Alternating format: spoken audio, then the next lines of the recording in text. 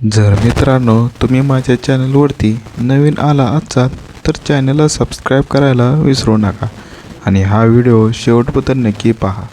जर तुम्हाला व्हिडिओ आवडला असेल तरच व्हिडिओला लाईक करा आणि तुम्हाला हा व्हिडिओमध्ये काय वाटले ते कमेंटमध्ये पण मला नक्की कळवा. अशोक खरात 7 महिन्याच्या गर्भोदर महिलेलाही सोडलं नाही.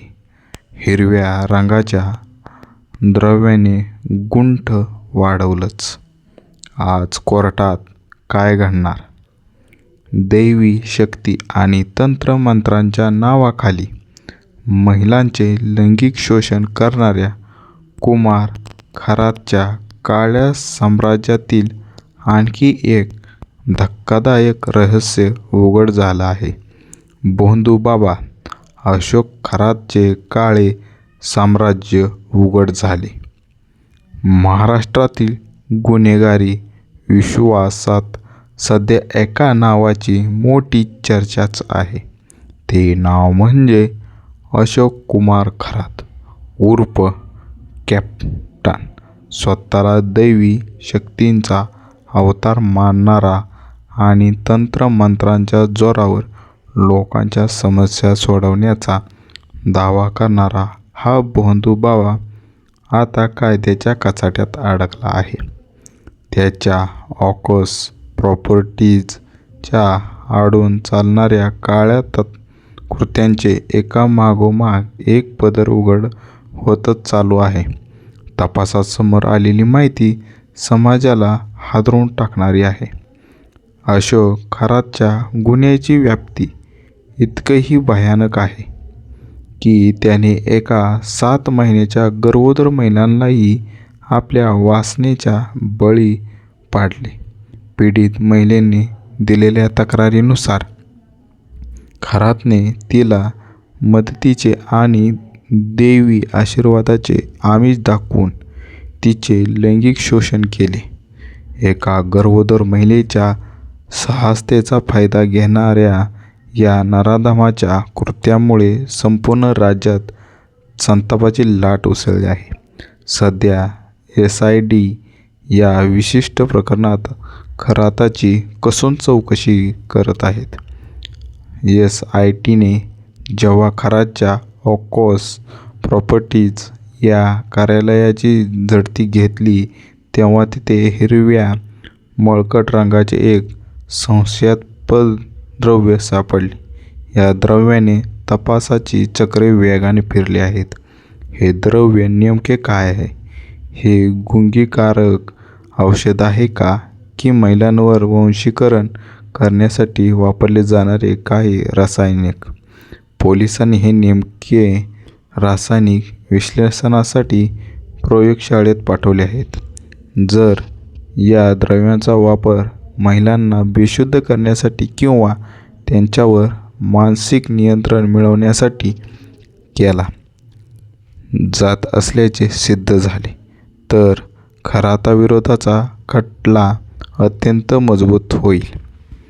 तपासातील सूत्रांच्या म्हणण्यानुसार खरातचा जप्त केलेला पेन ड्राईव्ह आणि हे हिरवे द्रव्य हे 2 पुरावे त्याला जन्मठेपेच्या शिक्षेपर्यंत पोहोचवण्यासाठी निर्णायक ठरू शकतात.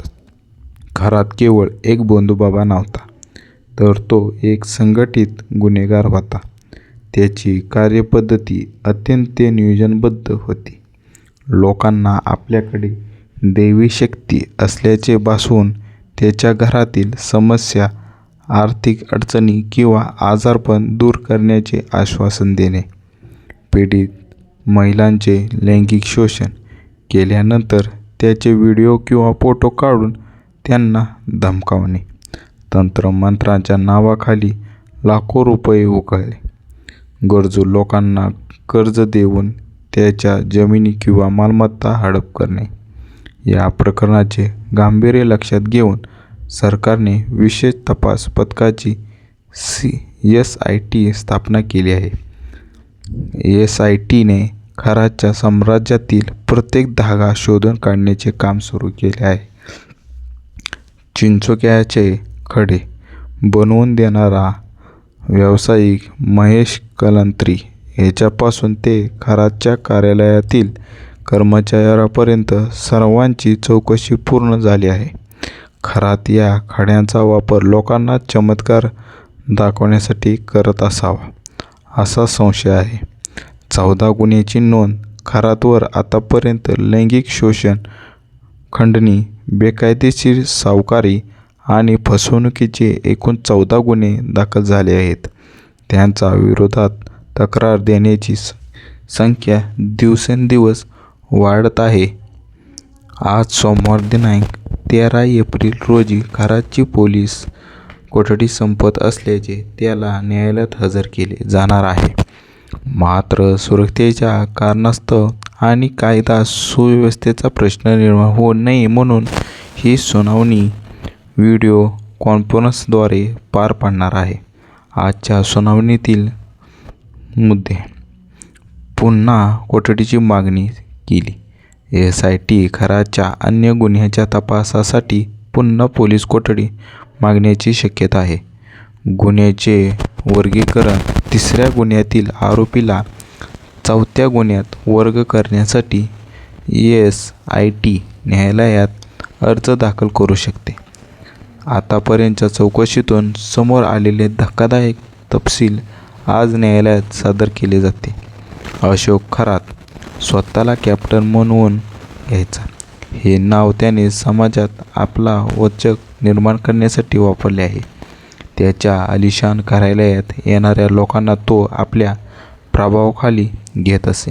मात्र या डामडौलाच्या मागे वासना, लोभ आणि फसवणुकीचे एक भयानक जग लपलेले होते, जे आता पोलिसांनी उद्ध्वस्त केले आहे. अशोक खरातसारखी प्रकरणे समोर आल्यावर समाजातील अंधश्रद्धेचे भयानक स्वरूप स्पष्टच होते. सुशिक्षित लोकही अशा बंधुभावांच्या नादाला लागून आपले आयुष्य उद्ध्वस्त करून घेतात. ही चिंतेची बाब आहे.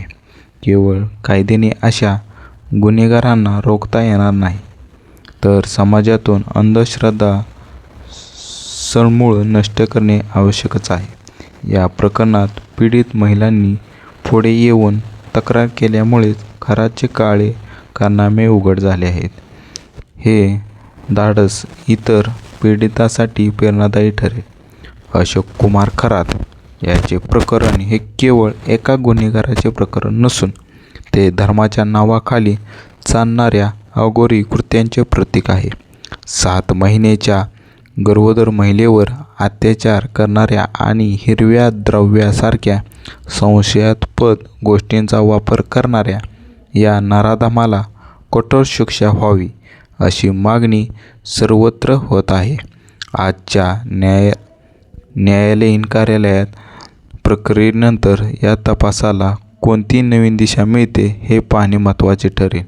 जर मित्रांनो तुम्हाला हा व्हिडिओ आवडला असेल तर माझ्या चॅनलला सबस्क्राईब करा आणि तुम्ही हा व्हिडिओ शेवटपर्यंत पाहिल्याबद्दल मनापासून तुमचे धन्यवाद.